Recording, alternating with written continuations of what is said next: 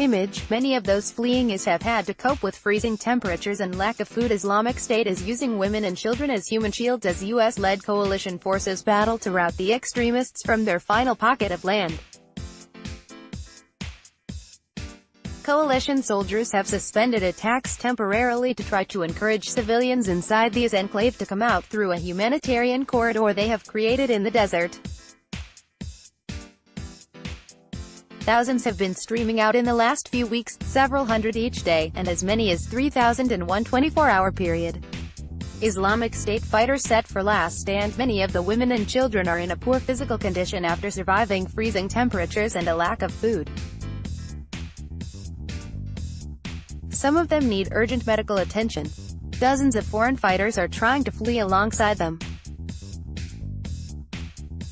Blisteringly swift attacks in the weeks since President Trump announced that he planned to withdraw American troops from the region have reduced Islamic State to an area of about 2 kilometers on the Iraqi border. But that last strip of his land is crowded with civilians. Turkey will eradicate ISIS in Syria after U.S. troops withdraw, says Trump. Image. Dozens of women and children have escaped through a humanitarian corridor from their forward operating position in Baghuz-Baghani. Coalition troops can see the remaining IS extremists zipping around on motorbikes and in vans, appearing to make preparations for their last stand. But a considerable number of women and children can be spotted walking around too, crisscrossing the small patch of land and milling around makeshift tents. Coalition forces say the IS fighters are using the women and children as human shields. Syrian Democratic Forces commander, SDF, Roni Kamishli told Sky News that his were finished. It is just a matter of days, not weeks, he said. They are finished, militarily at least. The last pocket of territory held by IS at the height of their power, is controlled about 10 million people and huge swaths of land in Iraq and Syria. It was an area roughly the size of Britain. But after a fierce battle relying heavily on U.S. air power, the SDF has routed them from village after village and pushed them into this small pocket hugging the Iraqi border. U.S. withdrawal from Syria will lead to revival of Islamic State, rebels say. Image. Women and children will be taken to a camp in northern Syria. We saw seriously wounded men among the group that had tried to escape from the IS enclave. One man, who said he was Iraqi, had lost both his lower legs. He said he'd stepped on a mine.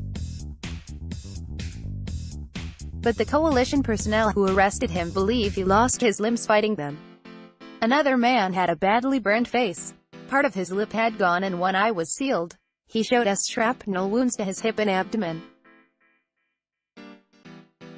He too was immediately taken off for questioning as a suspected IS fighter. Among the group there were at least 2 young French women among the group. Anissa Bruno, 19, said she had left Dunkirk to go to Syria with her mother and younger sister several years ago.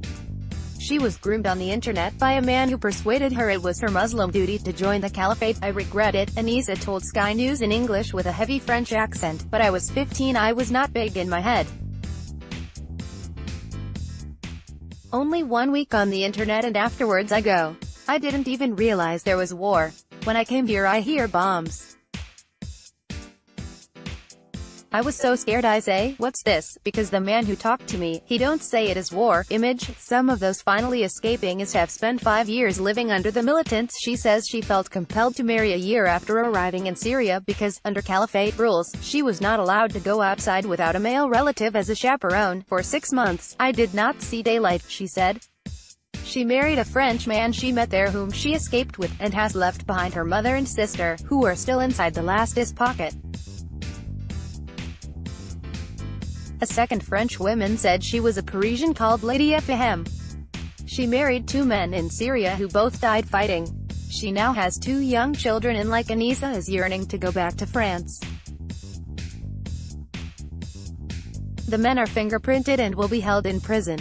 The women and children are also viewed as suspects and will be taken to coalition camps, out of his control but still under detention.